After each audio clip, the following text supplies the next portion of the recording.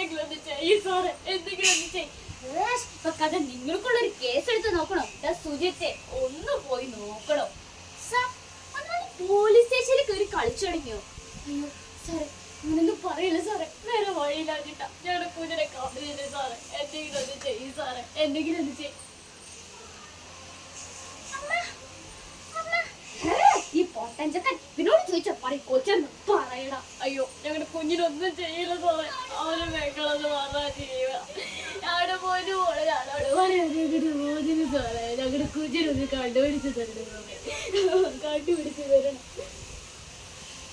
മാലകൾ പൂതു തുടങ്ങി. പക്ഷേ രാത്രി പുറത്തിറങ്ങാൻ യക്ഷിക്ക് പോലും ഭയമാണത്തെ. സമർപ്പണം അളവില്ലാതെ പിച്ച് ചീന്തപ്പെടുന്ന പെൺജന്മങ്ങൾക്ക് ഒരു മെഴുകുതിരി മാത്രം കത്തിത്തീരുന്ന സഹതാപം വീശിത്തൂതിയടി. ഇതെനിക്കൊരിക്കലും സംഭവിക്കില്ല എന്ന് ആശ്വസിച്ചിരിക്കുന്ന എനിക്കും നിങ്ങൾക്കും. പൊന്നേ പൊന്നേ ഇവിടെ വാടി കാന്താരി. അച്ഛാ ഇതൊക്കെ പോയിട്ടൊരു കോലുണ്ടായി വാങ്ങി തരോ?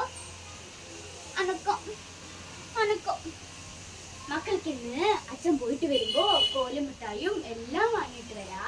അച്ഛൻ ആലുവ ടൗണ് വരെ ഒന്ന് പോയിട്ട് വരാ.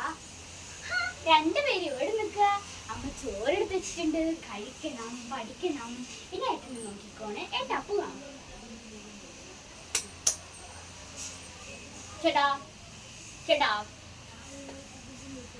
അയ്യോ ചോർത്തായല്ലോ, എന്തെറ്റി? അറിയായിരുന്നു.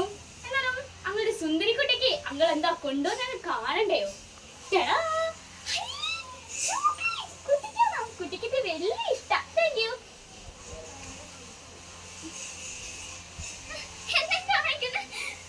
പേടിയാവില്ലേ? എന്തിനെങ്കിലൊക്കെ തുടങ്ങി അവൾക്ക് പേടിയാവില്ലേ? വേടാ എന്നൊന്നും ചെയ്യില്ലേ, എന്നൊന്നും ചെയ്യില്ലേ. മിണ്ടാതിരിക്കണ അങ്ങനെയുണ്ടടാ, എന്തിനാ പേടിക്കുന്നേ? മിണ്ടാതിരിക്കണേ. അയ്യോ എന്നൊന്നും ചെയ്യല്ലേ, എന്നൊന്നും ചെയ്യല്ലേട്ടാ, എന്നൊന്നും ചെയ്യല്ലേ.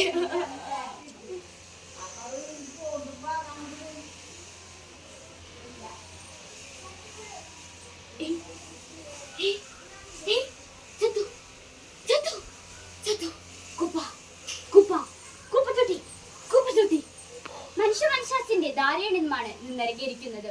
നമ്മൾക്ക് നാട്ടുകാരോട് ചോദിക്കാം. എന്താ പറയാനാ, കണ്ട പെൺഗാമികളൊക്കെ വന്ന് താമസിച്ചാലേ ഇതന്നെയായിരിക്കും അവസ്ഥ. എന്തായി പറയാണ്, കാട്ടുമ്പോ കാശി വന്നാലൊന്നും നടക്കില്ല. അത് ഏതോ ഒരു രാജ്യത്ത് നിന്ന് വന്നുകൊണ്ടിരിക്കെ നടക്കില്ല. എനിക്ക് മറ്റു കോഴ്സിനോ കുട്ടിയെ കണ്ടെത്താനായില്ലെങ്കിൽ ഞങ്ങൾ ഇതിന് രക്ഷിതമായി പ്രവർത്തിക്കും. നിങ്ങൾ എല്ലാവരും എനിക്ക് വോട്ട് ചെയ്യണം.